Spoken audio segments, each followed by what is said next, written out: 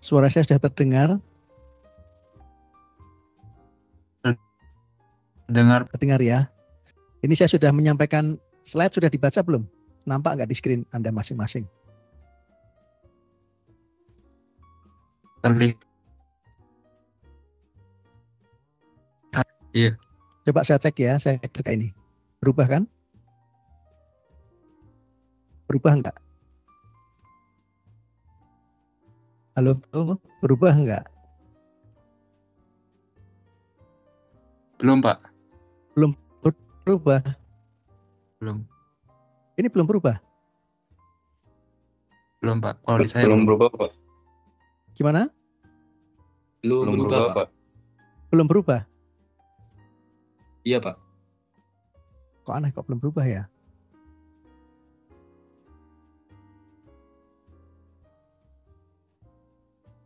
Ini nggak berubah.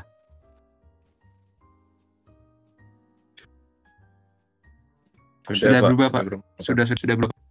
Yang ini berubah nggak? Sudah, Pak. Sudah berubah. Coba saya cek lagi ya. Ini berubah nggak?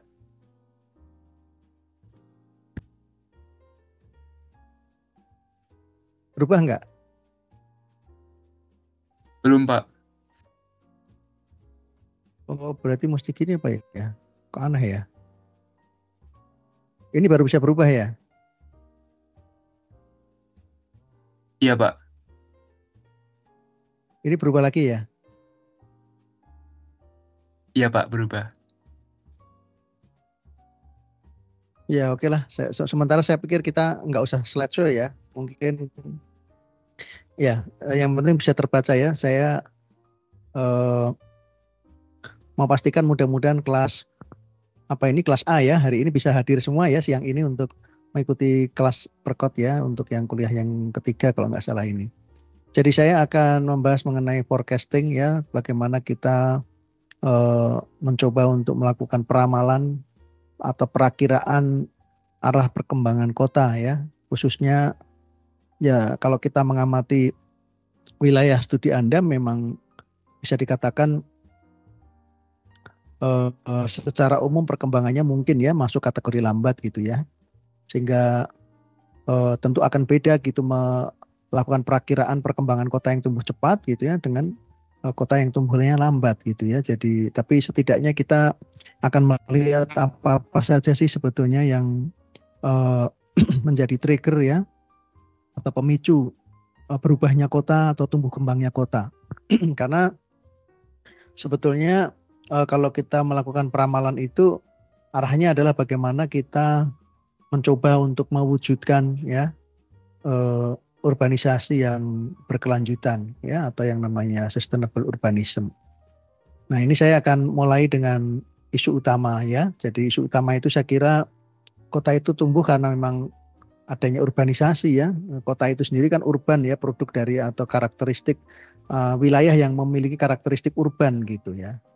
Jadi perkembangan kota itu tentunya dipicu oleh aktivitas ya yang berkarakteristik kota gitu. Ya, aktivitas berkarakteristik kota itu tentunya adalah aktivitas-aktivitas yang non agraris kan gitu ya. Ya karena non agraris sehingga dia kemudian mensyaratkan atau membutuhkan lahan-lahan yang non pertanian, sehingga pada akhirnya ketika dia melebar wilayah pertanian itu malah justru tergusur gitu ya, berubah menjadi fungsi-fungsi kota ya, utamanya perdagangan jasa dan industri ya. Nah, ini kira-kira isu di wilayah pembuangan kota itu bisa meliputi wilayah pinggiran ya, yang kemudian dulunya semi desa ya, desa kota itu masing-masing ada dualisme di sana ya. Jadi kota pinggiran yang masih banyak sawah-sawahnya gitu ya. Nah kemudian itu lambat laun berubah menjadi kota yang sepenuhnya gitu. Ya, sawah-sawahnya itu bergeser atau hilang sama sekali. Nah, bahkan itu wilayah-wilayah pinggiran kota itu nantinya kalau dia berlanjut ya proses pertumbuhannya, mungkin dia juga akan menggusur sawah-sawah yang ada di desa gitu. Ya, nah tentu ini kecepatan pertumbuhannya ya tentu beda dengan kota-kota kecil ya. Kalau di kota kecil mungkin saya kira ya 10 tahun atau 5 tahun itu masih belum nampak ya perubahan yang berarti ya, perubahannya sedikit sekali atau kecil sekali. Tapi beda dengan kalau kota-kota besar ya seperti Jabodetabek misalnya, dalam waktu jangankan 10 tahun ya, mungkin 1 tahun saja mungkin sudah berubah gitu ya. Nah ini yang membedakan antara kota kecil dan kota besar, tetapi triggernya sebenarnya sama gitu ya, cuman skalanya yang berbeda. Ya, jadi intinya bagaimana kita mencoba untuk melihat fenomena urban sprawl ya, perkembangan kota atau tumbuh kembangnya kota yang secara tidak teratur itu. Ya. Nah ini beberapa fakta ya yang kita bisa lihat mengenai satu kondisi ya yang di mana ini merupakan tekanan bagi kota gitu. Ini saya kira Anda masih ingat ya, gambar ini walaupun ini ada di latar belakang ya, ditimpa oleh beberapa teks yang saya tulis di situ, tetapi kita masih bisa ingat gambar ini saya sampaikan pada kuliah pertama saya mengenai pola permukiman ya yang ada di sepanjang bantaran Sungai Ciliwung. Ya, nah ini tentu merupakan satu bentuk terjadi overshrinking ya. Bagaimana wilayah itu mengalami penurunan ya gitu ya, tetapi shrinking dalam pengertian mungkin bukan populasi yang menurun ya, tetapi ini kondisi yang menurun ya. Jadi kasih sudah semakin buruk dan bahkan sudah bisa dikatakan ini wilayah yang tidak layak huni gitu ya. Nah tetapi ini merupakan satu keniscayaan ya, atau satu hal yang sering kita jumpai gitu, karena memang kota ini menawarkan banyak daya tarik ya. Jadi orang datang ke kota karena utamanya adalah motif untuk mendapatkan kehidupan yang lebih baik ya, kesempatan ekonomi yang lebih luas. Di samping tentunya adalah fasilitas ya. Nah, tetapi kita ingat bahwa kota-kota kita itu belum cukup mampu ya untuk memastikan bahwa semua masyarakatnya tanpa kecuali itu mendapatkan layanan rumah ya, yang tempat tinggal yang layak huni ya. Oleh karenanya itu menjadi sesuatu yang tak terelakkan ketika mereka memaksakan diri ya untuk mengokupasi ya, merambah area-area yang semestinya tidak boleh dikembangkan sebagai permukiman ya, seperti bantaran sungai ya, lalu sepanjang jalur kereta api gitu kan.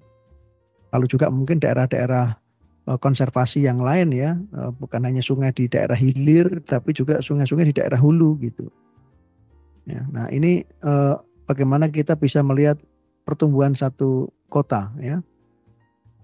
Ada dua hal utama ya. Pertama adalah rural urban migration. Nah ini migrasi ini saya letakkan di nomor 1 gitu ya, karena pada beberapa wilayah migrasi ini justru menjadi faktor yang lebih menentukan ya, yang lebih signifikan ya. Tentu faktor yang kedua adalah natural population growth. Ini ya Anda sudah tidak asing ya, bagaimana satu kota dengan kota lain ini ya secara alamiah juga bertambah karena ada peningkatan angka kelahiran ya. Nah, tapi mungkin ini tidak semua berlaku hal yang sama gitu. Kalau kita lihat kota-kota di Eropa mungkin malah sebaliknya ya. Jadi bukan population growth tapi population decline. Jadi orang di sana semua ya, keluarga-keluarga muda itu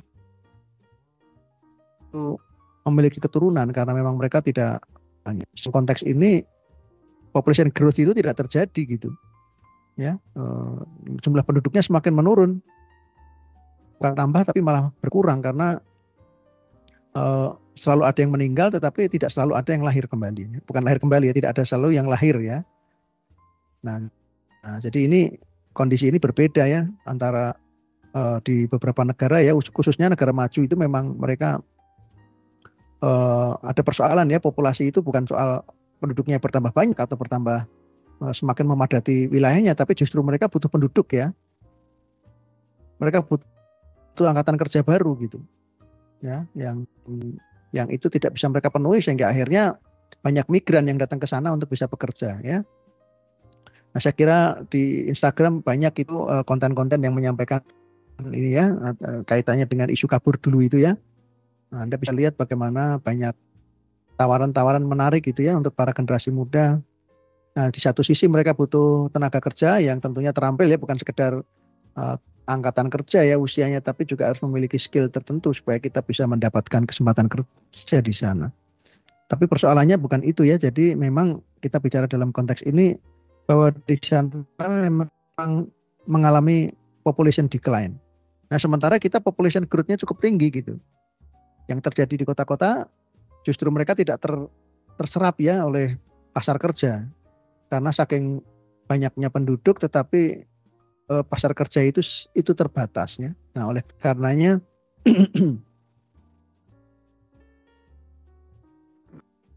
urban sangat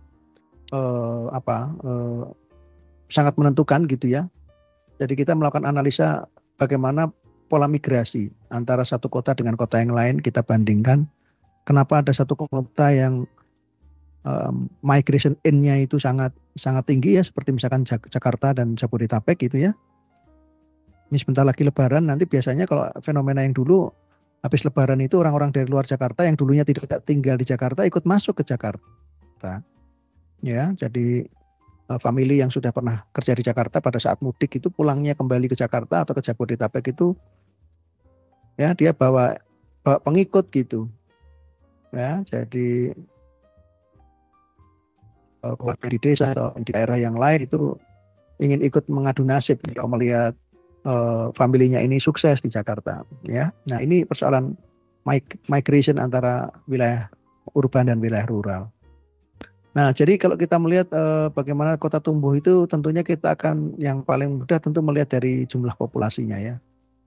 Karena memang ini sesuatu yang mudah untuk diamati ya, bahwa kota yang tumbuh itu pasti ya manusianya bertambah gitu.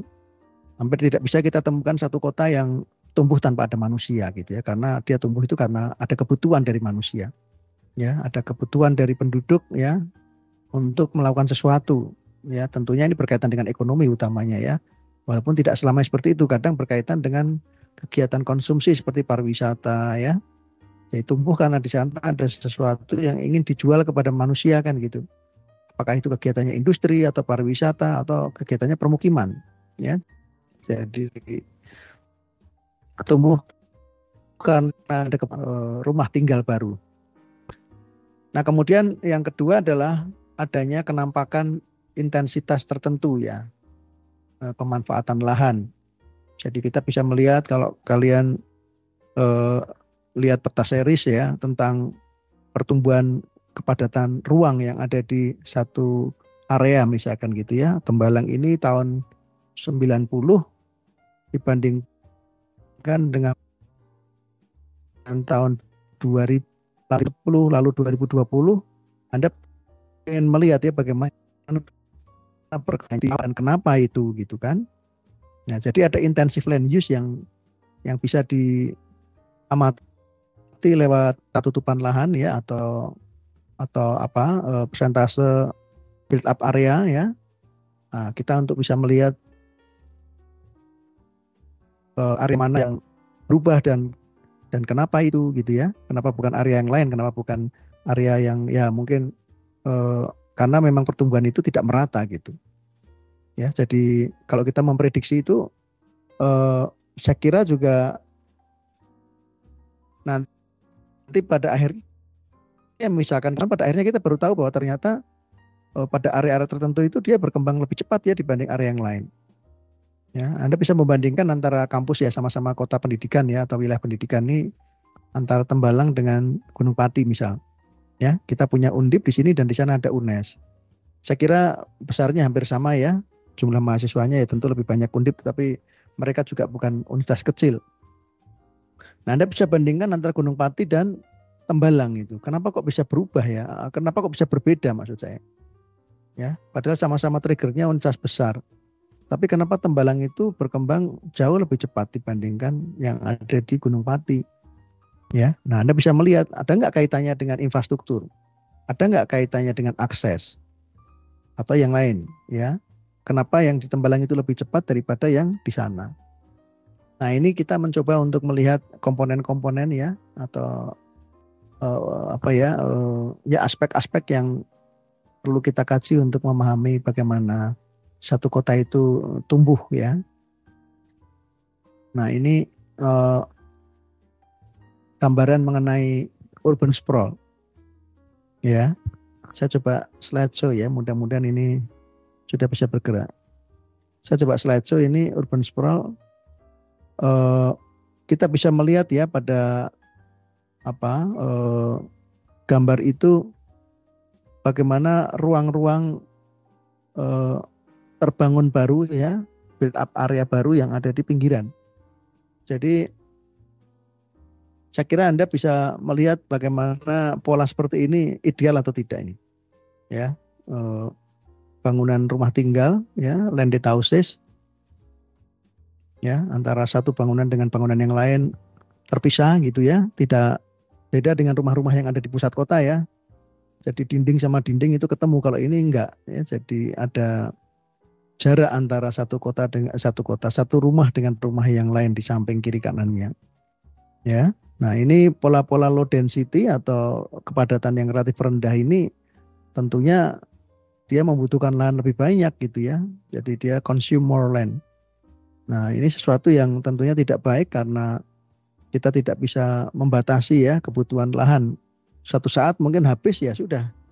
Ya, kita nggak bisa create lahan lagi gitu. Nah, oleh karenanya sebetulnya urban growth ini atau urban sprawl ini ya, secara khusus urban sprawl ini harus dikontrol ya, harus dikendalikan, karena kalau tidak dikontrol ya akhirnya jadinya seperti ini ya, rumah tinggal kecil-kecil ya, tapaknya luas-luas ya, misalnya ini, wah ini satu rumah nih minimal 500 meter persegi misalkan gitu. Hanya untuk tinggal satu kakak, satu keluarga saja. Ya, Anda bayangkan 500 meter persegi dibangun rumah 2 lantai besar gitu ya, yang tinggal di situ hanya 4 orang misalnya, suami, istri, 2 anak. Ya.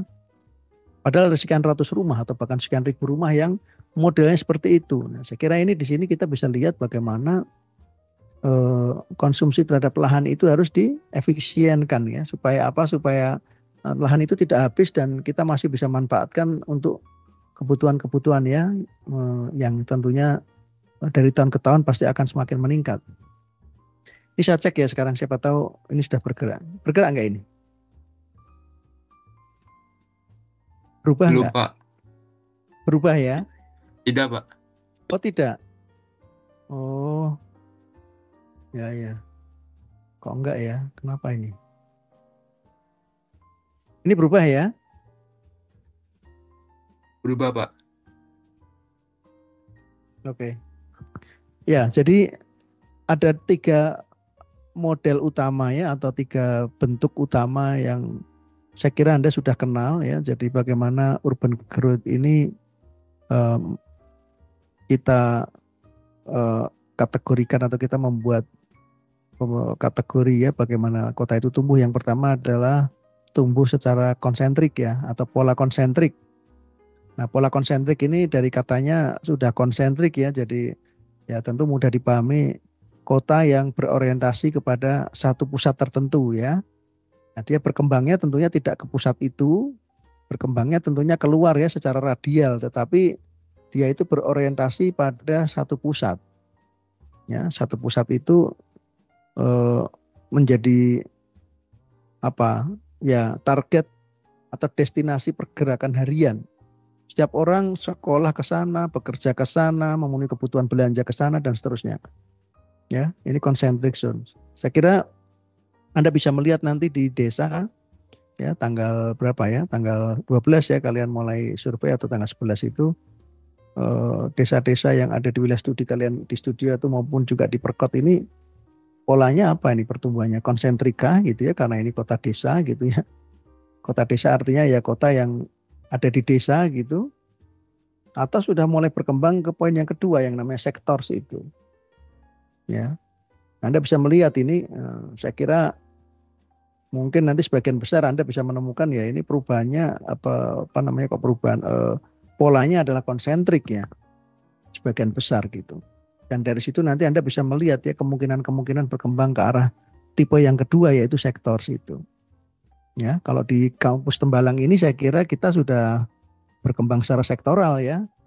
Karena di sini ada sektor pendidikan ya yang dominan, yang kemudian menjadi pemicu utama berkembangnya kawasan Tembalang gitu ya.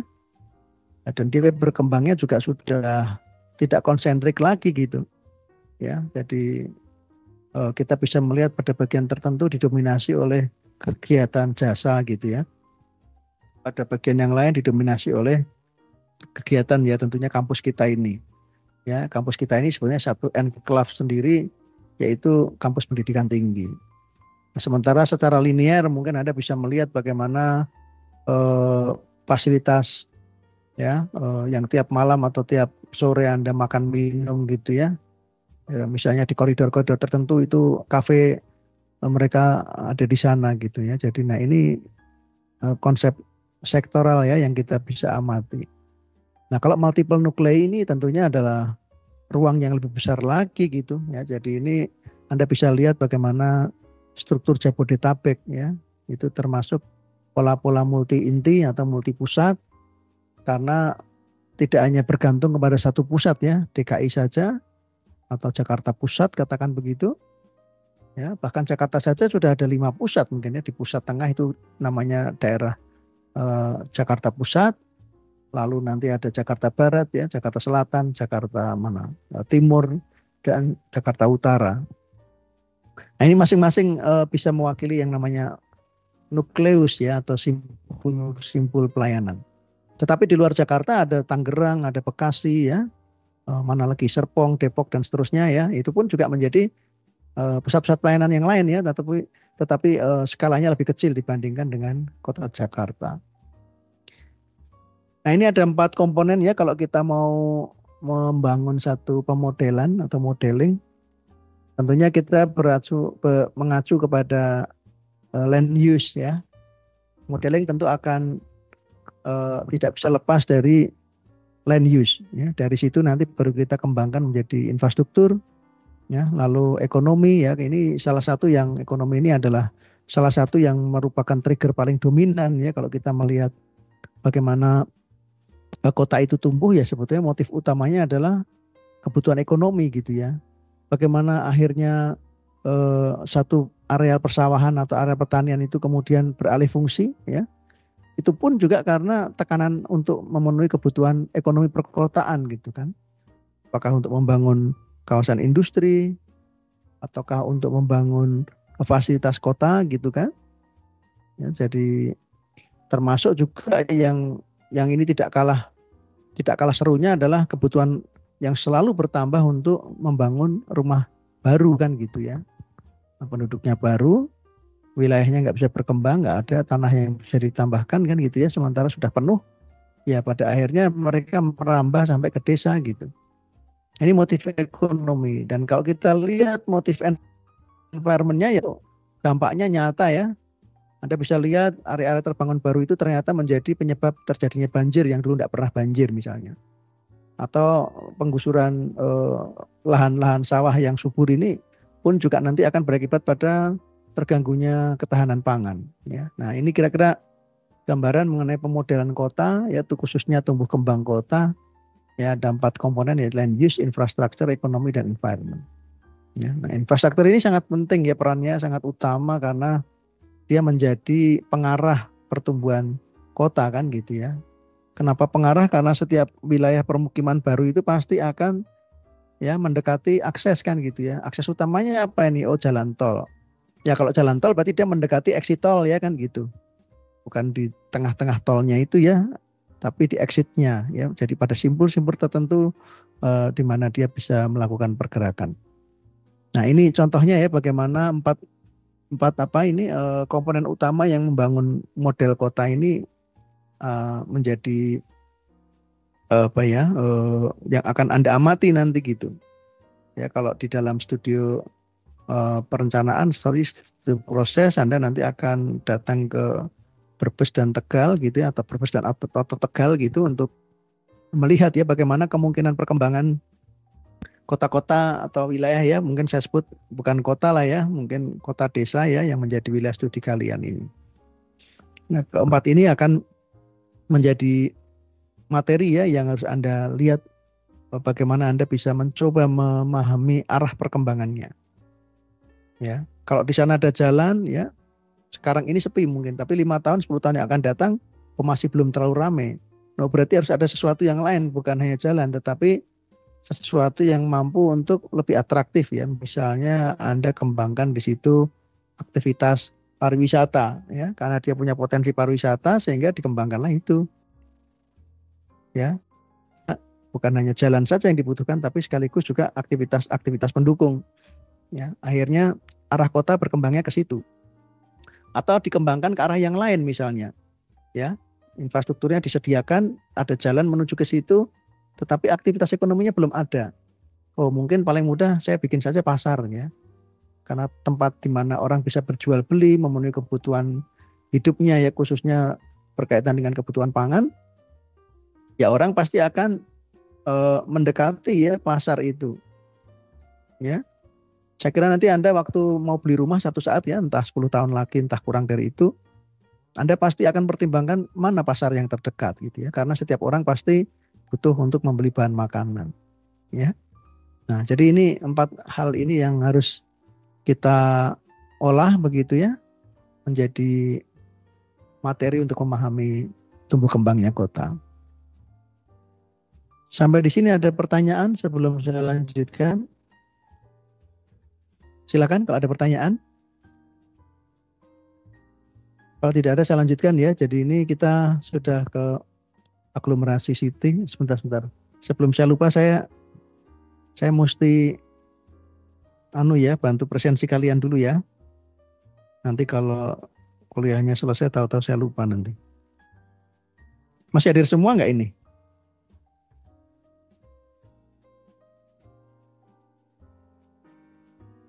Halo?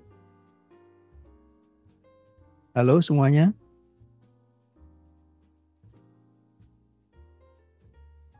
Halo? Kalau dari total partisipannya belum berkurang sih Pak. Belum berkurang? Ya. Mudah-mudahan hadir semua ya. Ini saya hadir semua kalian ya. Tapi saya berharap Anda betul-betul hadir ya, ikut kelas ini gitu. Saya nggak akan memanggil nama-nama satu persatu, nggak usah ya, tapi saya berpikir Anda mudah-mudahan tertarik ya untuk siang ini bisa hadir di kelas ini untuk kita bisa berdiskusi ya. Saya berharap setiap kelas ini kita bisa kembangkan diskusi supaya Anda juga menjadi lebih paham kan gitu ya. Sebentar ya, saya bantu presensinya.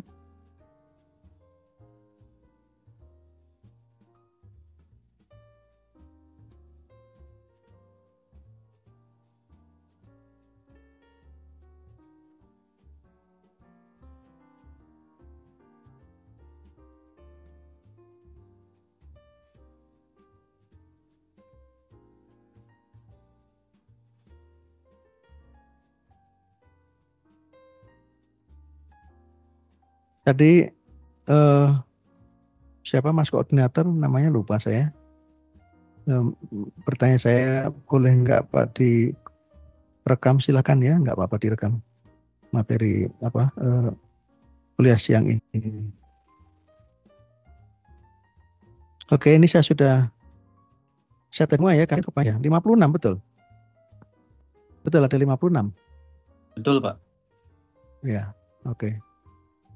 Ya udah, sambil saya melanjutkan mungkin kalian bisa nanti kalau ada yang ingin ditanyakan Anda bisa interupsi ya saya.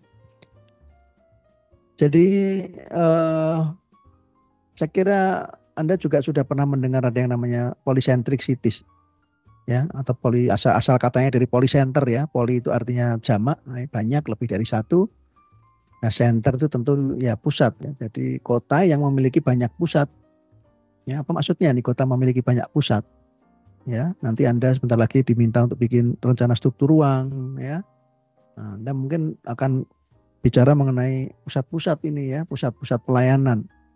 Mungkin pada saat kuliah di Lokaporu Anda pernah mendengar teorinya Kristaller, tahu ya, Central Place Theory? Masih ingatkah?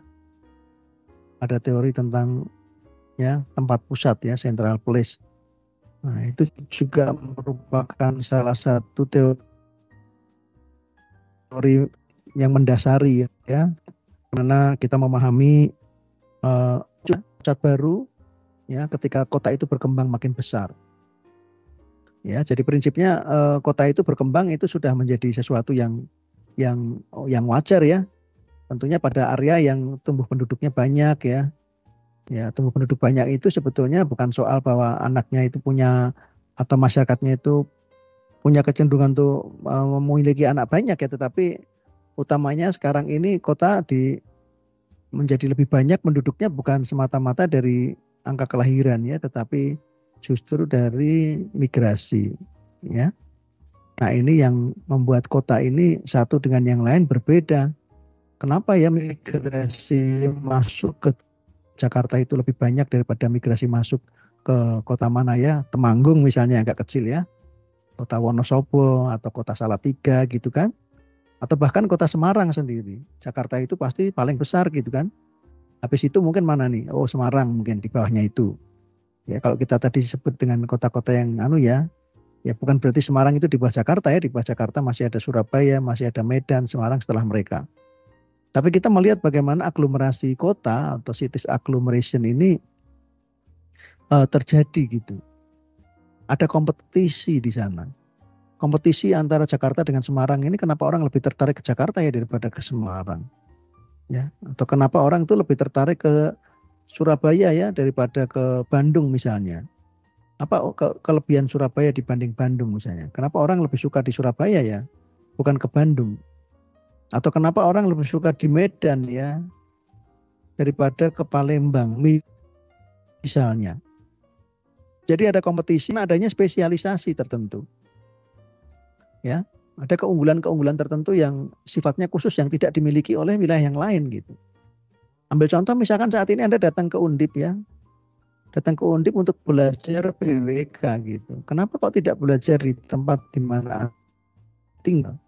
Ya, ini khususnya bagi yang tidak tinggal di Semarang ya, tidak berasal dari Semarang. Ya karena Undip ini ada spesialisasi gitu tentang sekolah yang menawarkan program PWK atau prodi PWK. Ya. Nah, ini menjadi satu hal yang menarik ya untuk dilihat, tidak hanya kompetisi tapi juga spesialisasi. Nah, yang ketiga itu adalah skala ekonomi ya. Nah, ini penting juga. Jadi bagaimana tadi kalau saya bilang ada ekonomi yang ini menjadi motif utama orang untuk bisa bermigrasi gitu. Saat ini ya dulu di kuliah pertama atau kedua saya juga sampaikan kepada kelas bahwa Anda datang ke sini atau saya datang ke sini ke Undip ini kita sama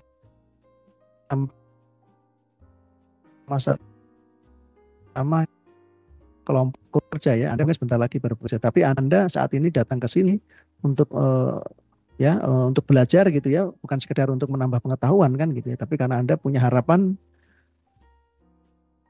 setelah ini Anda punya bekal untuk memiliki hidup yang hidup. Jadi itu motif ekonomi sebetulnya yang kalian yang mendorong kalian untuk datang ke sini. Jauh-jauh ya dari Sumatera, dari mungkin mana lagi ya. Kelas B ini ada yang dari Papua enggak? Ya, nah sejauh itu mereka datang atau kalian datang karena ada dorongan motif ekonomi. Nah, ini yang tradisional monosentrik ini adalah ya kota yang banyak kira pada saat kita mengkaji kota-kota besar ya, kita akan selalu menemukan dua hal yang terjadi bersamaan. Jadi monosentrik ya, bagian-bagian pusat lama atau pusat-pusat kota lamanya itu masih berkembang dan masih eksis di situ. Ya, walaupun pada perkembangan berikutnya atau pada saat ini mereka sudah ditandai dengan banyaknya persoalan ya berkaitan dengan kepadatan penduduk, kepadatan pergerakan gitu kan. Tidak adanya lagi ruang terbuka hijau gitu ya. Jadi ada congested area. Jadi yang namanya pusat kota ini secara umum mewakili kondisi yang bisa disebut dengan congested area. Area yang sudah terlalu padat ya, sehingga orang yang memiliki kecukupan dana ya, yang tadinya tinggal di kota ya, waktu masih muda tinggal di kota karena mendekati tempat dia kerja.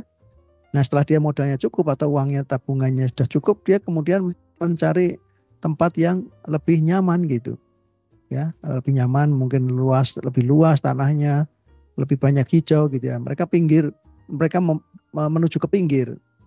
Ya, ke pinggiran kota. Nah, di sini kita bisa melihat bagaimana kecenderungan ya perkembangannya ke arah pinggiran. Anda bisa melakukan peramalan atau prediksi atau forecasting dengan jalur transportasi misalnya. Ya, oh ini dan ada jalan ya, apalagi itu jalan menjadi trigger munculnya kawasan permukiman ke arah sana ya. Nah, gitu ya. Jadi kita bisa melihat perkembangan kota atau perkembangan ruang kota itu ya akan sangat dipengaruhi oleh pemicunya. Ya, pertama tentu akses jalan, kedua juga tempat yang dimana mereka itu bisa dihidupi atau menghidupi dirinya. Oh di sana dibangun kawasan industri, oh di sana dibangun kampus pendidikan seperti ini. Ya. Yang dulunya sepi, ya kawasan Banjarsari ini dulu betul-betul atau Tembalang ini dulu betul-betul desa ya tahun 90, tetapi 30 tahun berikutnya sudah menjadi kota kecil yang bukan main padatnya ya seperti sekarang Anda bisa lihat. Nah di sana ada polisentrik ya yang poin ketiga itu. Nah polisentrik ini saya kira mewakili banyak kota di Jawa ya. Ada magnet yang paling besar tentunya kota Jakarta gitu kan. Lalu nanti magnet berikutnya adalah pusat-pusat yang ada di masing-masing Jakarta Barat, Jakarta Selatan ya. Jakarta Timur gitu kan. Nah nanti timur kalau ke arah timur lagi ketemulah Bekasi misalnya gitu kan. Nah jadi ada polisenter ya pusat-pusat layanan yang ya besarnya atau ukurannya tidak sama karena dia memang berkembang secara hierarkis ya. Jadi multiple nucleated city atau kota-kota yang kemudian berkembang dan tentunya ini satu mekanisme pasar ya. Tentunya mereka akan menciptakan pusat baru gitu. Ya tentunya bisa saja ini karena intervensi perencana ya. Ambil contoh misalnya ada Bukit Semarang baru, ada Bumi Serpong Damai gitu ya. Mereka itu akan menjadi pada akhirnya mereka akan menjadi pusat-pusat pelayanan baru gitu.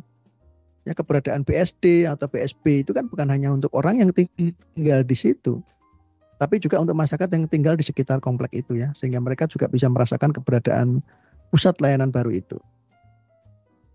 Ya, jadi ini pada apa ya, pada bagian tertentu seringkali terjadi overlap ya antara mono dan polycenter tadi. Ya.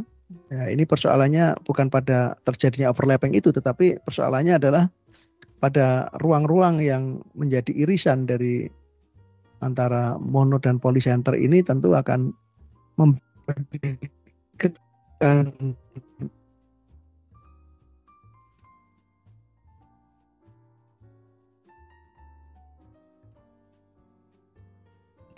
ada komparatif dan ada kompetitif. Kenapa Anda memilih misalnya bekerja di Surabaya daripada bekerja di misalnya Cirebon misalnya begitu ya? Atau ya kalau Surabaya sama Cirebon mungkin tidak bisa dibandingkan karena luasnya atau ukurannya beda jauh ya. Atau mungkin Anda membandingkan antara Magelang dan Salatiga. Kenapa memilih kerja di mana nih antara Magelang dan Salatiga misalnya? Sama-sama ada tawaran, ada peluang, tapi Anda akan memilih salah satu di antara dua itu.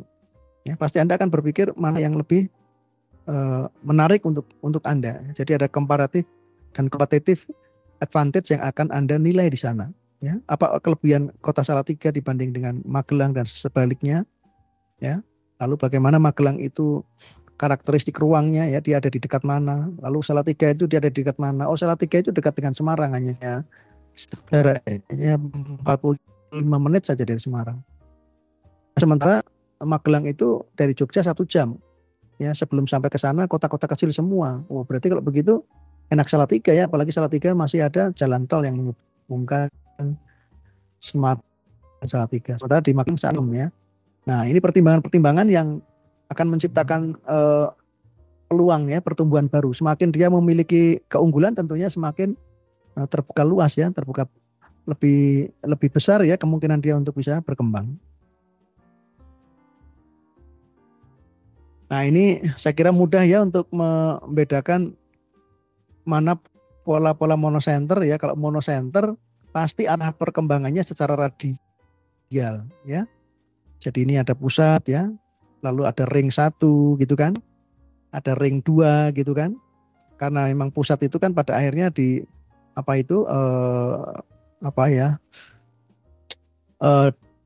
perkembangannya itu biasanya ditandai atau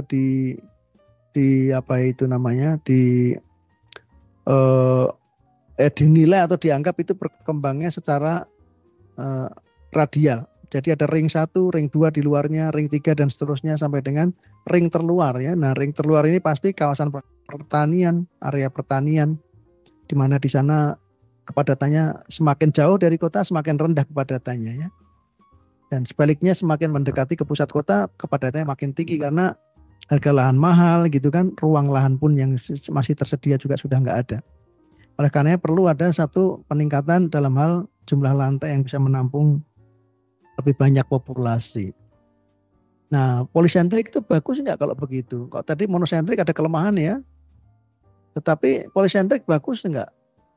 Kalau orang yang tinggal di Tangerang setiap hari datang ke Jakarta untuk bekerja menempuh jarak atau waktu 1,5 jam misalnya gitu. Nanti pulang juga 1,5 jam. Nah, ini pola polisentrik ya antara Jakarta dengan kota-kota kecil di sekitarnya. Ya, nah, apakah ini kota yang ideal atau pola yang ideal? Anda bisa lihat, wah kalau kita mau ke pinggiran Jakarta ya, di Tangerang dan sebagainya itu, kita pasti berhadapan dengan persoalan kepadatan ya, pergerakan ya, bahkan di titik tertentu sampai macet betul. Ya, nah ini bagaimana ini supaya persoalan kepadatan ini bisa teratasi gitu? Apakah lantas kita menjadi tidak mempromot ya terjadinya center-center baru gara-gara kita nggak mau nanti ada persoalan kemacetan baru gitu. Jadi kalau gitu ya semua sudah ngumpul aja di daerah pusat ya, dan kemudian kita tingkatkan intensitasnya ya dengan vertical building misalnya. Apakah seperti itu?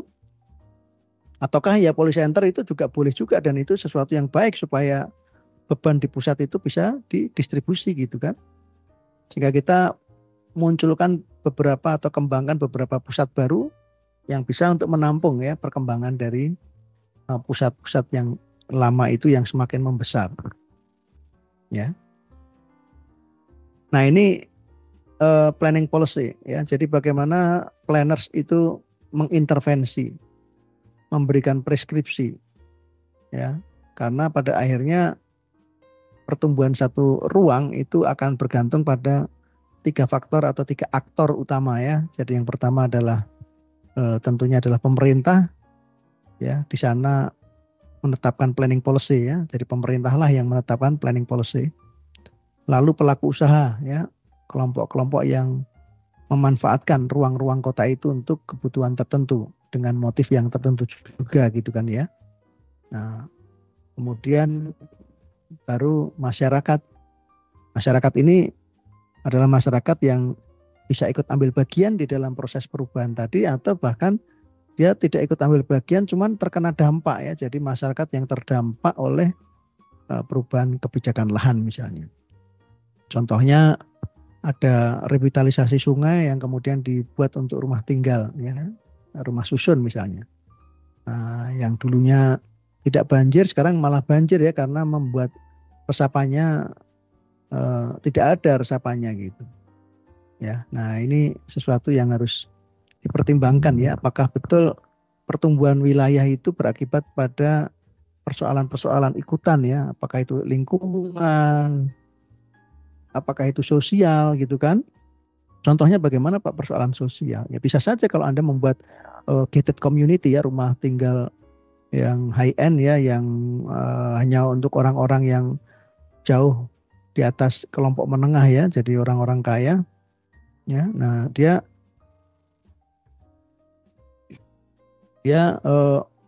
maunya terpisah gitu.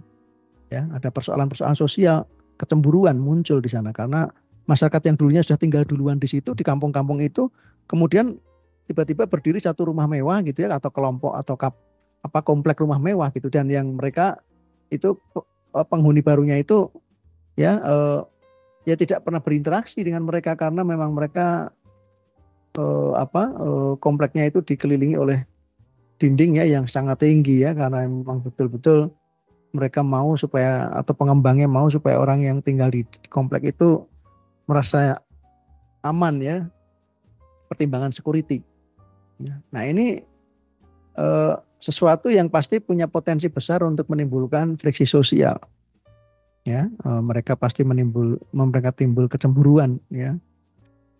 Nah, jadi dispersion policy ini atau kondisi kota yang menyebar ini bisa dikatakan ya bisa baik dan bisa tidak baik, ya.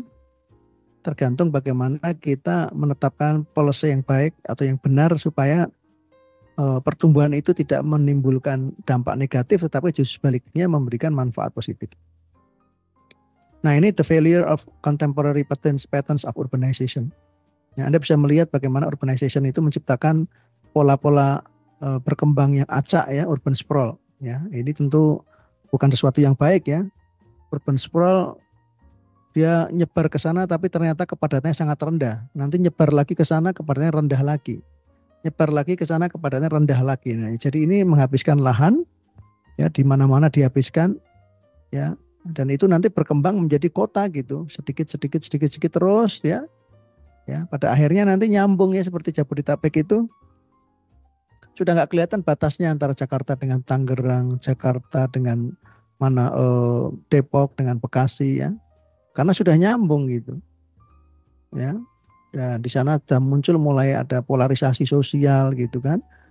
Ya, ya. Jadi ini salah satu gambaran, ya, di mana kita bisa melihat atau mengamati dampak-dampak negatif akibat berkembangnya kota.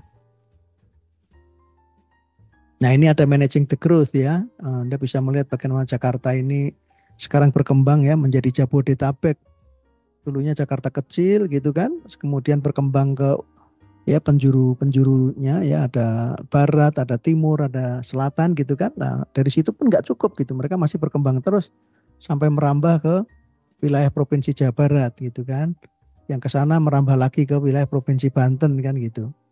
Nah, ini kita bisa melihat bagaimana ada kebutuhan untuk memanage, ya, supaya pertumbuhan itu bukan pertumbuhan yang tak terkendali, bisa ke sana kemari nggak karu-karuan, tetapi sungguh-sungguh diarahkan gitu, ya. Jadi guided land development, ya. Bagaimana kita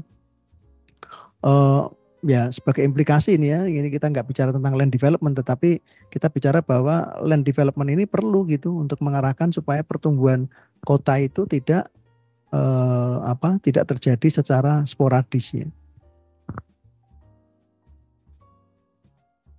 Nah, ini satu konsepsi, ya, mendesain yang namanya regional city planning, ya. Di situ namanya regional design, tetapi ya kita mencoba untuk membangun satu konsep pengembangan regional cities. Ya, city-city yang namanya regional cities itu adalah city yang memiliki skala yang cukup luas gitu, ya. Misalnya apa Pak regional cities, ya Jabodetabek itu, ya. Jabodetabek itu satu kota yang amat sangat besar gitu. Sehingga bukan hanya sekedar city saja, tetapi itu regional city. Ya, city yang luasnya bukan main, ya, dan itu terdiri dari banyak kota-kota yang lain gitu. Jadi satu city besar atau giant city, ya. Jabodetabek itu satu giant city. Nah, kemudian di masing-masing mereka itu ada city-city yang lain yang lebih kecil, ya. Nah, ini yang harus kita lihat bagaimana mendesain atau mengarahkan terjadinya mega urban region atau regional cities. Supaya Jakarta itu dan sekitarnya bisa nyaman untuk ditinggali gitu, ya. Masih tetap bisa menghidupi, ya, dari si ekonomi, tetapi dari si environment atau ekologi dia nyaman untuk ditinggali. Bagaimana caranya, ya? Nah, jadi ini kita bisa melihat alat-alat kendali ruang kota itu tentunya seperti tadi saya katakan, ya, ada 4 komponen tadi. Nah, bagaimana kita melakukan intervensi pada masing-masing komponen tadi. Ada land use misalnya, bagaimana intervensi pada land use, infrastruktur, bagaimana intervensinya, ekonomi, bagaimana menjadikan ekonomi ini sebagai trigger, tapi sekaligus juga harus dikendalikan gitu kan. Nah, ini yang menjadi bagian dari kita membangun satu konsep regional city, ya, atau mega urban region yang baik.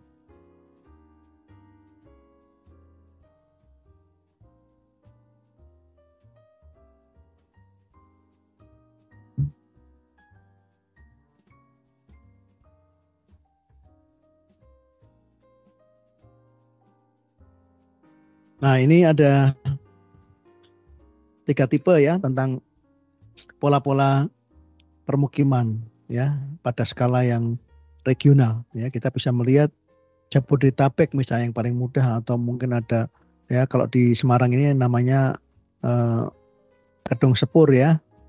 Ada Kendal, Ungaran ya dan seterusnya yang ada di sekitar Semarang ini yang kemudian menjadi satu, menjadi regional baru ya, atau regional cities Kedung Sepur. Ya, kalau di Surabaya itu ada namanya Gerbang Kertasusila. Itu pun juga sama, bagaimana kota Surabaya berkembang merambah ke kiri kanannya sampai ke arah mana ya, Sidoarjo, Gresik gitu ya. Nah, menjadikan dia menjadi sebuah kota raksasa gitu ya, yang namanya Gerbang Kertasusila. Nah, jadi ini kita bisa melihat bagaimana sebuah regional cities itu terbangun.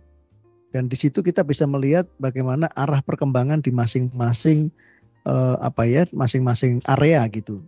Karena kita tahu tidak mungkin semuanya itu sama perkembangnya, kecepatannya sama gitu ya. Tidak mungkin. Jadi ada beberapa yang pasti berkembang lebih cepat dan yang lainnya berkembang lebih lambat.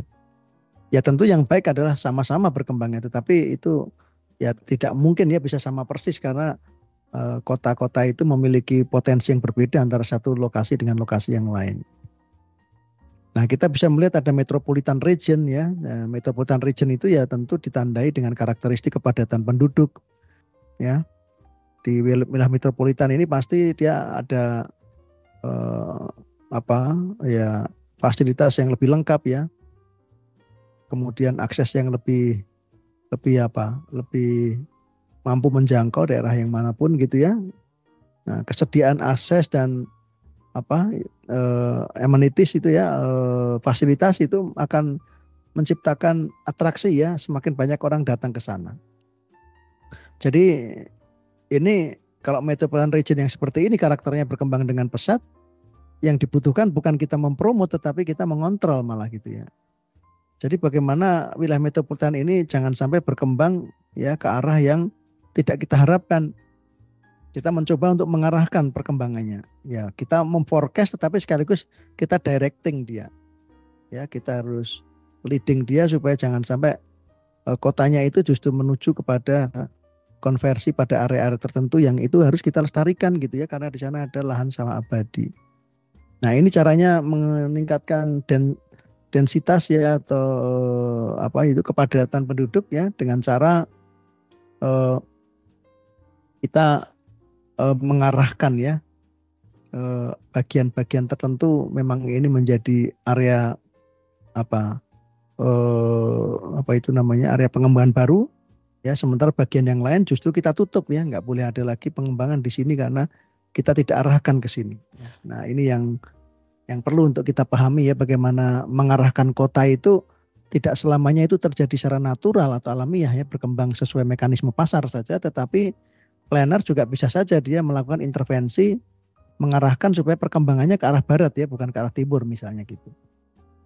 Nah, jadi ada yang tipe kedua itu corridor region.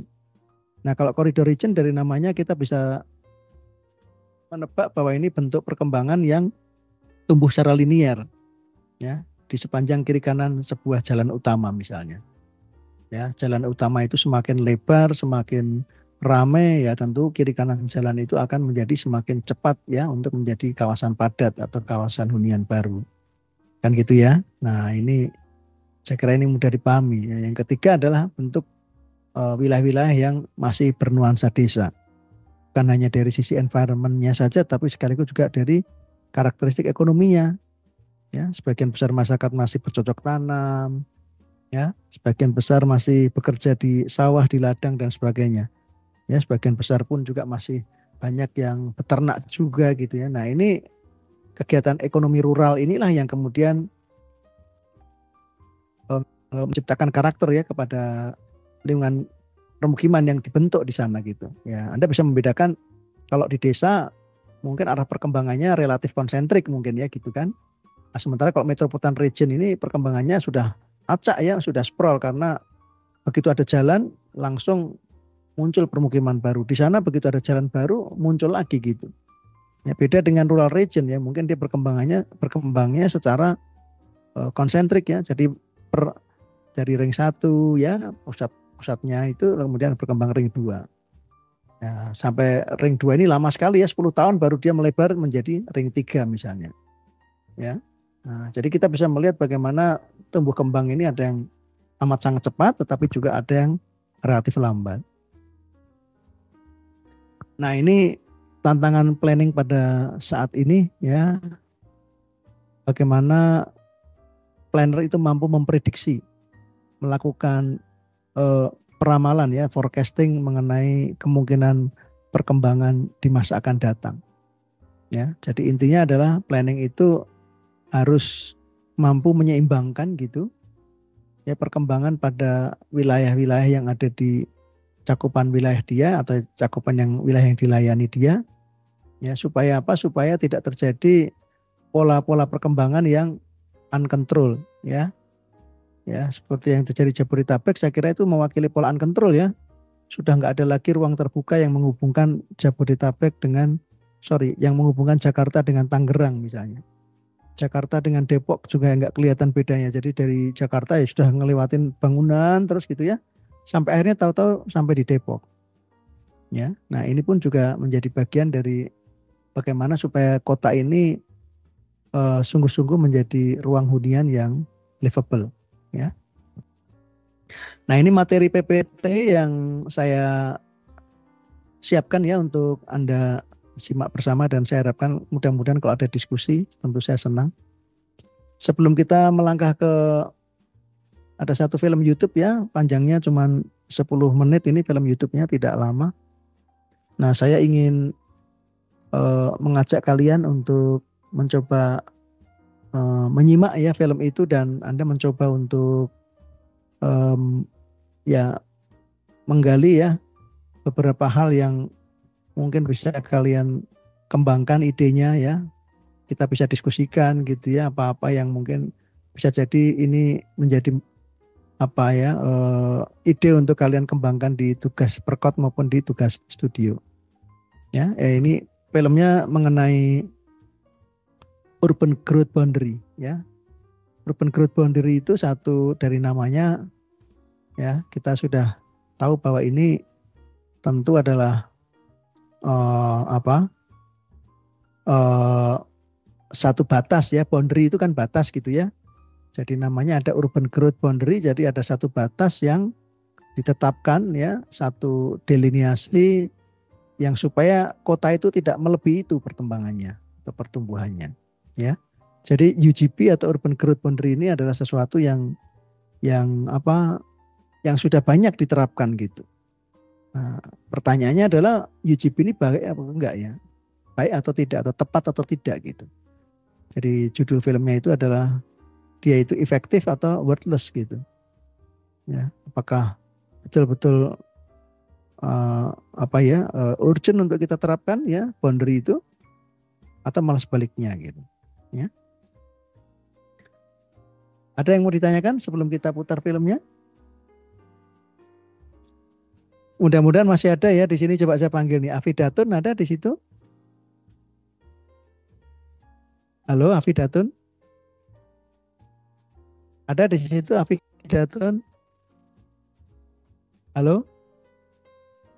Enggak ada ya? Atalia ada? Atala ya, bukan Atalia, sorry. Atala Bima ada? Enggak ada? Ada Pak, ada Pak. Ada.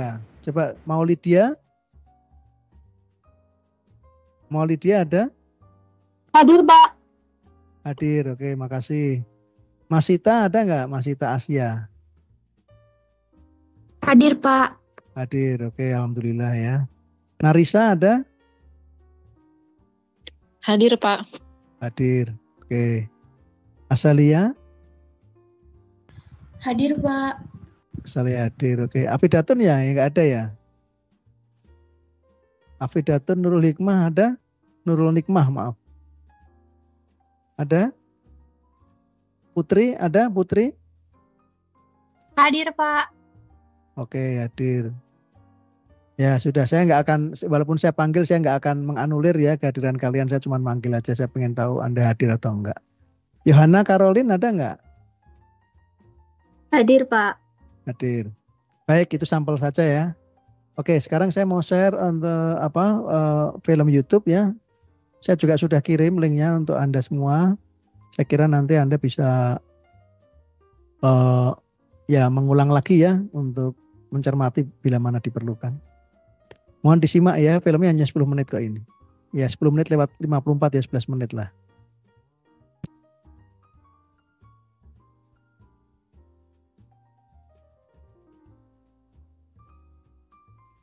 Sebentar, saya mau cek dulu gambar dan suaranya muncul nggak ini di screen kalian masing-masing?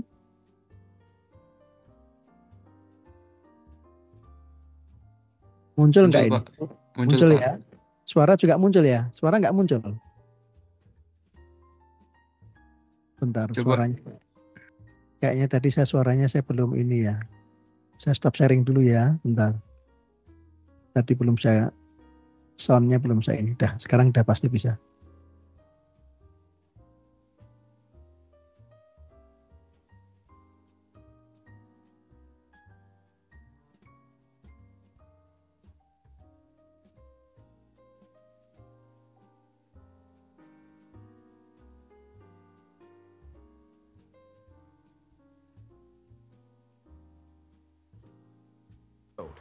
It looks like any other dangerous suburban arterial. I'm filming this on the side of a road with no sidewalk. But this street has a boundary running through it, separating the urban side over here from the rural side here. Nobody could build housing on this side, it's required to stay agricultural. And the housing on the other side of the boundary is higher density than you'd expect to find right up against a farm on the edge of a metro area. This is a visual example of the promise of an urban growth boundary. A line meant to keep urban growth within the line and protect farm and forest land outside of it. These boundaries are often cited as an effective way of limiting suburban sprawl and protecting natural resources. But do they actually do anything, or do they do too much and make housing more expensive for everyone in the region? These are important questions to answer, as many US cities and cities abroad have urban growth boundaries. Let's try to answer those questions after the bike bell. The concept of an urban growth boundary is simple, but there's more to it than just drawing a line. For example, where do you draw it? What cities don't do is draw it right up against the existing extent of urbanization, essentially shrink-wrapping the region and not allowing any new growth on the urban fringe. Here's how it works in Portland, where I took that video from before. The UGB must have enough land inside for 20 years of growth. According to Oregon state law, they have to evaluate the boundary every 6 years to ensure that's still true. For example, in 2019, Metro, the regional agency that manages planning, determined that the region needed an additional 2,000 acres added to the boundary. Their projections estimated that they needed 9,200 more housing units than they had capacity for and made the boundary adjustments. They can also decide to simply upzone parcels to more efficiently use the land and not make any boundary adjustments. Portland made no adjustments to their boundary in the round before last. Portland also identifies areas outside the boundary where they may expand into in the next 50 years. They're called urban reserves, areas determined to be appropriate for future urban development. The point of a UGB isn't to strangle growth, but to ensure that it happens in a compact, efficient manner. Urbanites get their dense, transit-supportive metropolitan areas, and rural folks get peace of mind. They know their land can stay rural and the city won't encroach. But even the best ideas have unintended consequences. There are two common critiques of urban growth boundaries. One, that they constrain the supply of housing, making housing more expensive, and two, that they don't do anything to actually contain sprawl. Let's start with the first critique.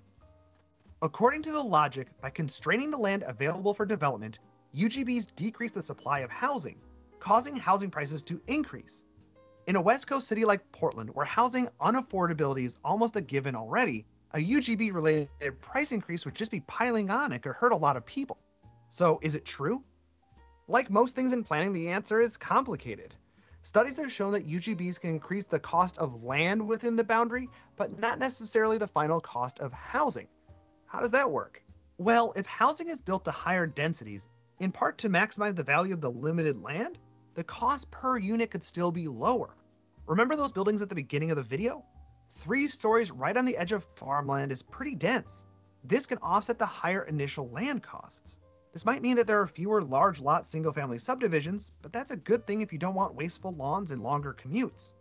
One recent study of the Seattle area, which also has a UGB, even shows that on average, housing prices are lower just inside the UGB than just outside of it. Only extremely expensive and extremely inexpensive homes saw price increases inside the UGB. The author of the study speculated that because land prices were higher inside, developers were more likely to maximize the number of units on each lot, which resulted in lower prices, just like we said. But that's just one study, and like I said, it's complicated. 2 studies found that housing prices increased in Portland due to the UGB, while another found no effect.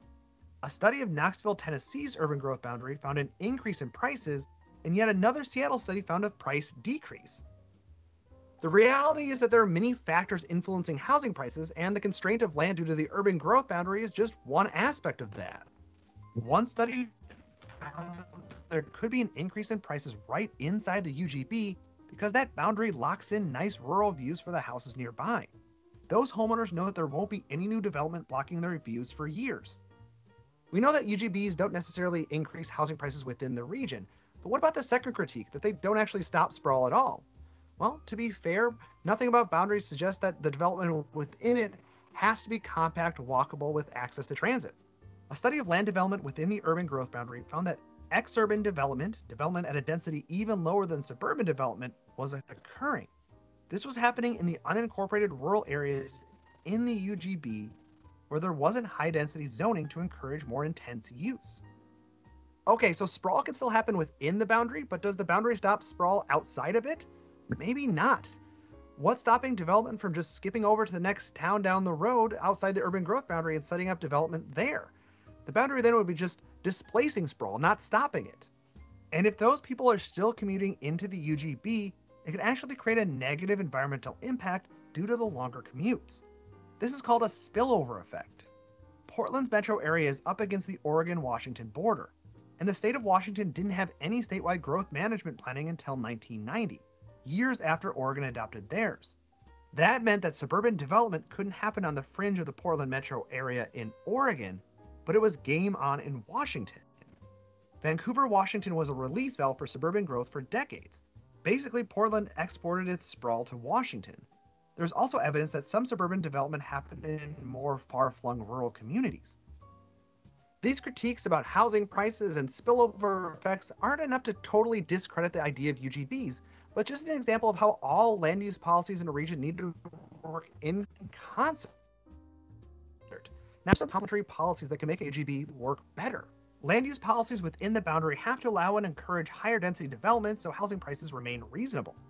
A UGB is pointless if all the developable land within the boundary is essentially zoned to allow sprawl. The city of Portland, one of the 24 cities within the UGB, recently passed the Residential Infill Project, one of the most aggressive measures to increase density in a central city anywhere in the US. It allows fourplexes on any residential lot in the city. Effectively, single-family zoning is history. It even allows sixplexes if half the units meet affordability standards. Optimistic projections have the Residential Infill Project increasing housing production in the city by 20%. That's a lot of homes, which means that when Metro has to decide to expand the urban growth boundary, the answer is more likely to be no. With the right mix of policies, urban growth boundaries can effectively rein in car-oriented suburban development. But only 3 US states, Oregon, Washington, and Tennessee, require large urban areas to adopt a UGB.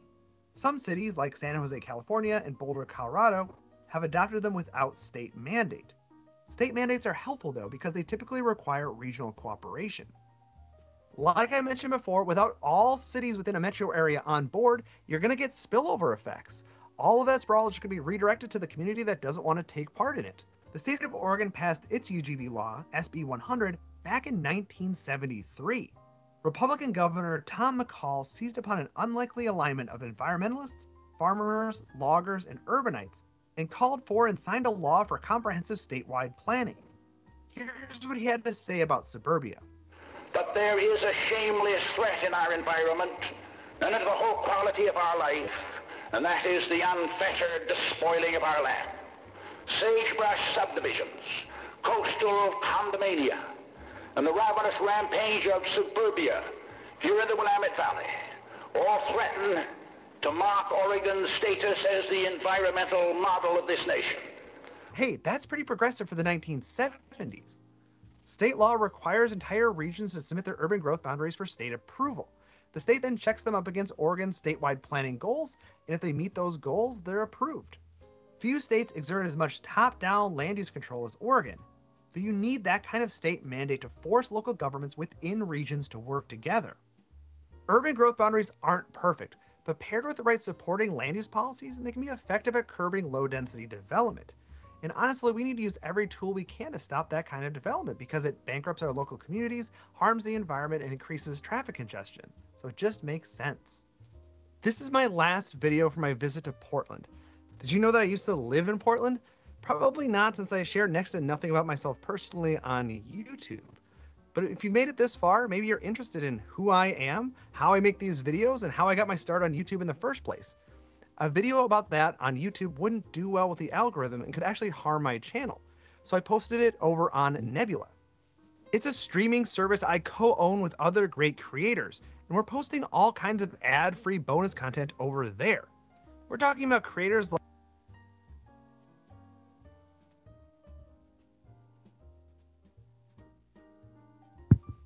Ya, baik, saya kira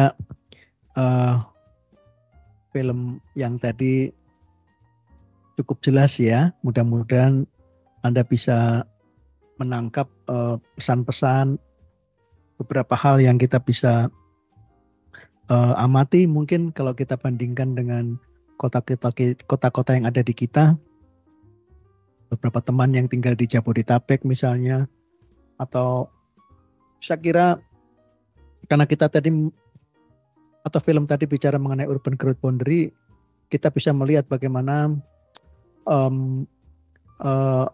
kemungkinan ya kota-kota kecil atau mungkin wilayah-wilayah kecil pedesaan mungkin suatu saat akan terancam gitu ya untuk berubah atau berkonversi menjadi fungsi-fungsi kota.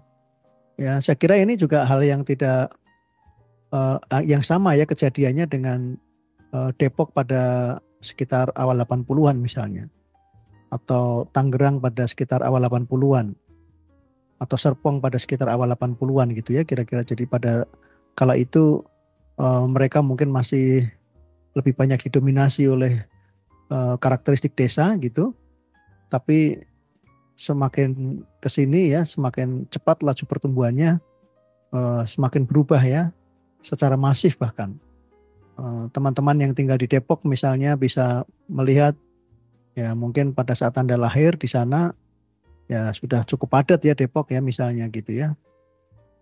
Tetapi kalau orang tua Anda mungkin bisa tahu bagaimana Depok yang tadinya merupakan desa kemudian berkembang sedikit demi sedikit dan lama-lama sangat cepat gitu ya. Dan sekarang sudah, saya kira kalau orang bilang bahwa Depok itu dipicu oleh pengembangan kampus UI yang ada di sana, saya kira ya awal mulanya mungkin begitu ya, tetapi lama-lama ya bukan hanya UI ya, tetapi juga karena Jakarta itu sendiri yang membuat Depok menjadi lebih, atau bukan lebih ya, tetapi makin cepat berubah dan berkembang.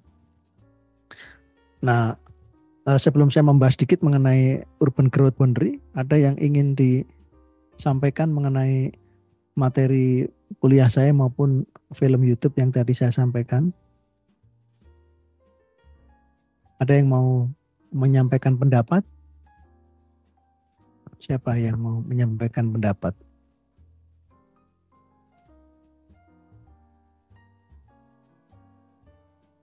Balkis ada nggak? Balkis Sahrani. Hadirkah Balkis? Halo? Balkis hadir nggak? Nggak hadir. Yuliana Manurung? Hadir Bapak. Ya, Yuliana ada yang ingin disampaikan? Mungkin Anda punya ya bisa bertanya, bisa memberikan pendapat begitu ya tentang apa yang tadi kita bahas. Ada nggak Yuliana? Izin Pak, untuk saat ini belum ada pertanyaan atau pendapat yang mau saya ajukan. Belum ada. Oke, siapa yang ada nih? Iya. Najwa, hadir nggak Najwa Sakila? Hadir, Pak. Hadir. Ada nggak Najwa yang ingin disampaikan? Untuk saat ini belum ada, Pak. Belum ada. Kalau Rizky ada nggak di sini? Rizky Fadil.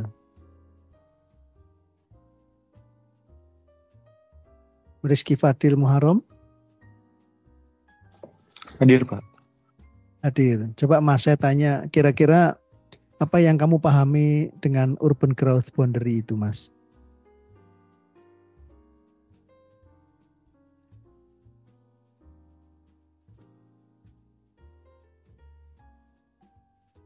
Apa Mas Rizky kira-kira? Yang kamu pahami dari tayangan film tadi, apa kira-kira yang kamu bisa share ke teman-teman siang ini?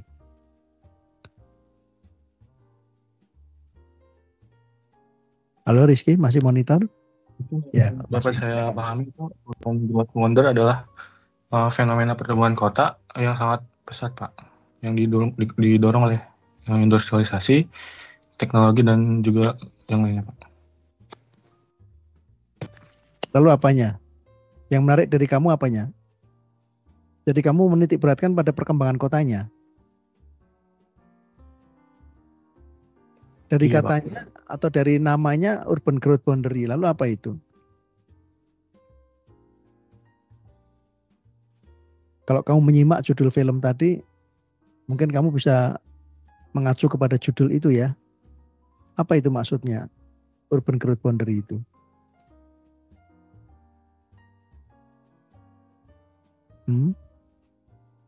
Apa? Abian mungkin bisa membantu. Abian ada di situ? Abian Kinan, ada nggak? Hadir, Pak. Hadir ya, oke. Abian ada nggak yang bisa kamu tambahkan tentang urban growth boundary itu? Sepemahaman saya tadi, urban growth boundaries ini bisa mengendalikan urban sprawl, Pak. Bagaimana cara mengendalikannya?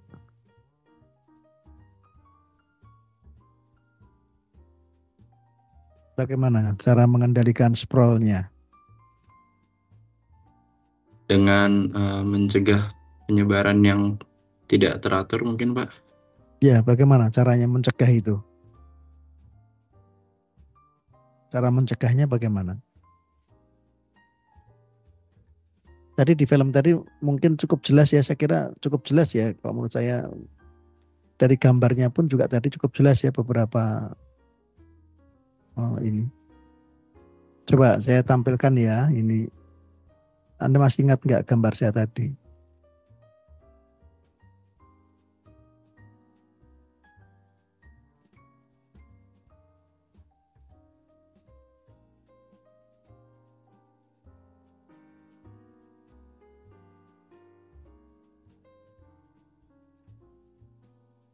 Nah, kelihatan nggak gambarnya?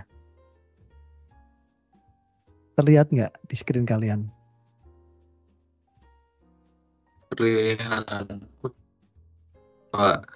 Nah, ini satu strategi ya yang bisa dilakukan ya.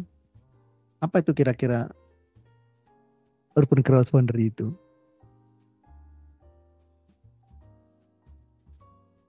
Bagaimana caranya kita mengendalikan?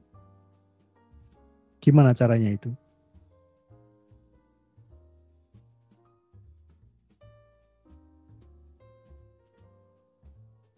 Coba dipertimbangkan ya. Sebentar, saya ada panggilan sebentar.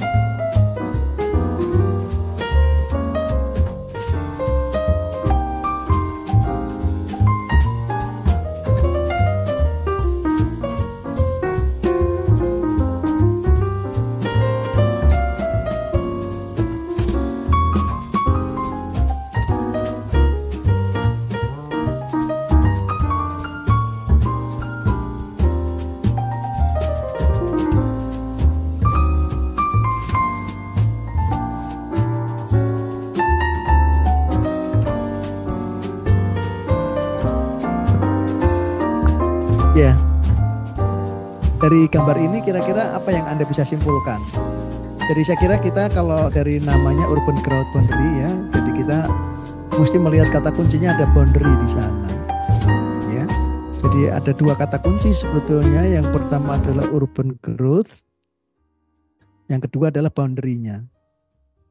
Ya. Nah, jadi kalau kita lihat UGB atau urban growth boundary itu dengan jelas kita ya mereka menyampaikan bahwa pertumbuhan ruang kota itu ya secara spasial itu memang harus dibatasi gitu. Artinya dibatasi itu mereka membuat garis demarkasi gitu ya, garis deliniasi atau pembatasan yang sifatnya fisik, yang sifatnya konkret nyata. Anda kalau melihat ini di gambar ini itu dijelaskan, itu dengan jelas bisa ditunjukkan bahwa batas itu adalah jalan itu. Anda bisa lihat ini gambar ya, ada bagian atas itu adalah area pertanian gitu ya. Lalu ada jalan, jalur jalan. Nah, kemudian baru ada area pemukiman.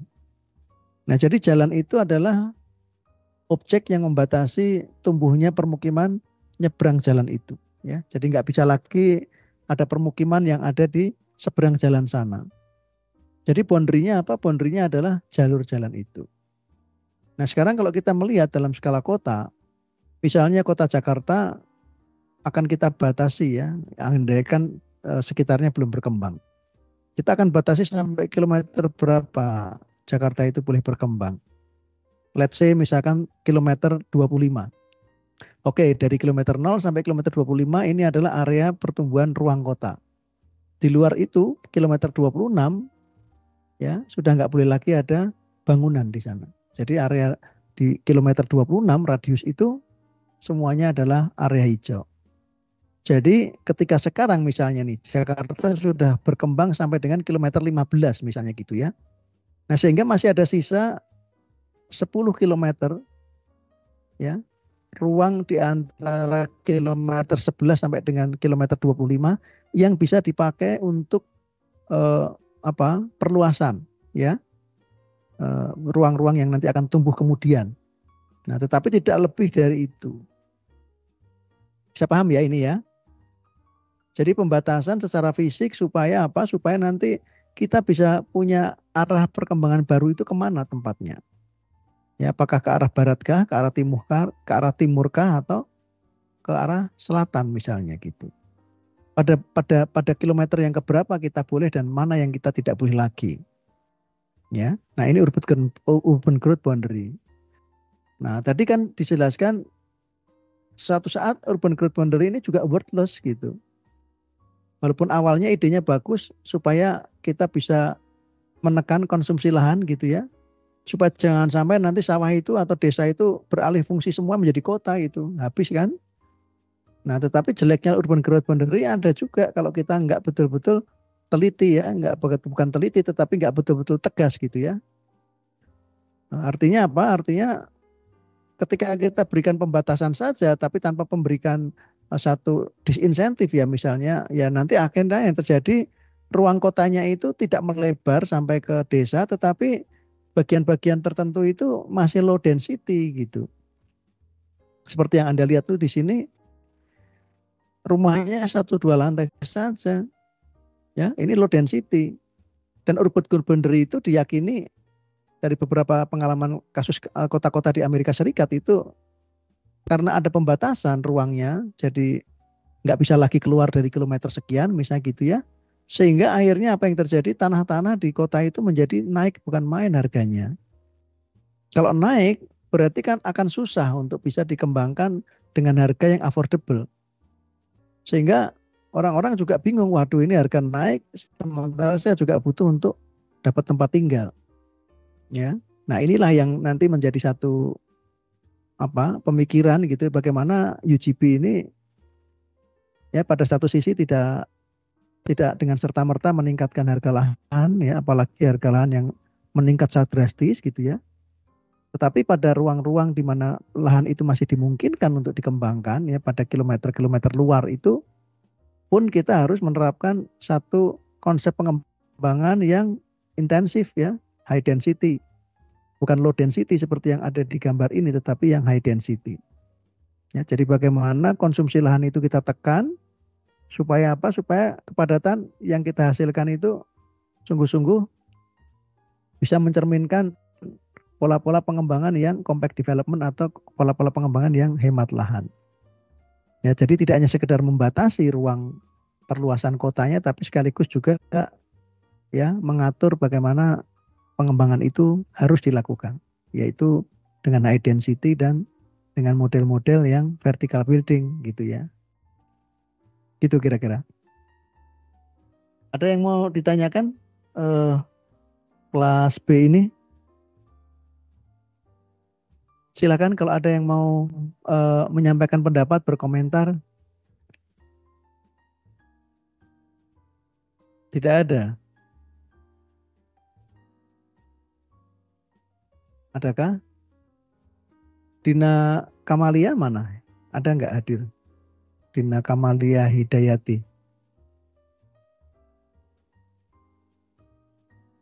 Oh ya, silakan Mbak Dina. Itu resen ya? Halo? Halo Dina? Dina? Halo? Kok nggak kedengeran suaranya? Masih mute itu.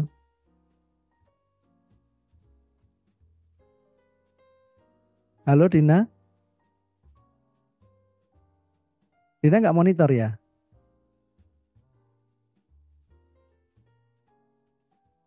Ya oke. Saya kira itu ya yang ingin saya sampaikan hari ini. Materi untuk pertemuan ketiga ini. Ya. Tidak bisa dihidupkan gimana? Ada gangguan kendala teknis mungkin? Baik, saya kira kalau memang tidak ada pertanyaan dan tidak ada komentar ya dari Anda semua untuk materi kuliah kota pada siang ini, saya cukupkan sekian ya. Saya tak lupa mengucapkan selamat Idul Fitri untuk kalian semua kelas B ini dan sampai ketemu lagi nanti di kampus ya untuk UTS maupun nanti untuk persiapan survei studio perencanaan ya. Selamat sore semuanya, sampai jumpa. Sore, terima kasih Pak. Sore, terima kasih Pak. Terima kasih Pak.